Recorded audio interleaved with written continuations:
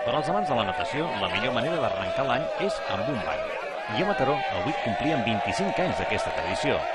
L'actor Joan Pera i els televisius, Dani Ramírez i Quim Robert, han estat els encarregats de donar el tret de sortida perquè més de 200 agosarats es llancessin a l'aigua. L'aigua ens han comunicat que estava a 13 graus, però crec que amb la pluja dels últims dies ens han enganyat. La noto més freda, deu estar a 12. Aquí fora estem a 12.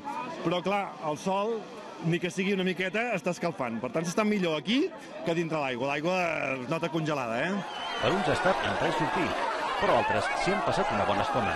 Ferran Cardenal i Pere Llarena van organitzar el primer bany mateix de cap d'any i segueixen fidels a la convocatòria de l'1 de gener. Fa 25 anys en què aquesta jornada es fa d'una forma una miqueta organitzada.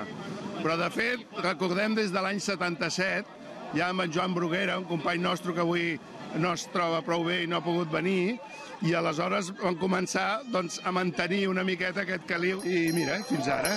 També a les 12 del migdia, a la platja de Sant Sebastià de la Barceloneta, el cop d'efecte l'ha donat aquest banyista, sense por del fred, tots a l'aigua, i després un got d'un caldo molt consistent que escalfa tot el cos. I a Torredembarra han començat l'any amb una sessió d'aeròbic per escalfar els músculs abans de llançar-se al mar. 140 inscrits en la 8a edició del primer any de l'any d'aquesta població del Tarragonès. I un cop fora s'han pogut escalfar amb una xocolata calenta i coca.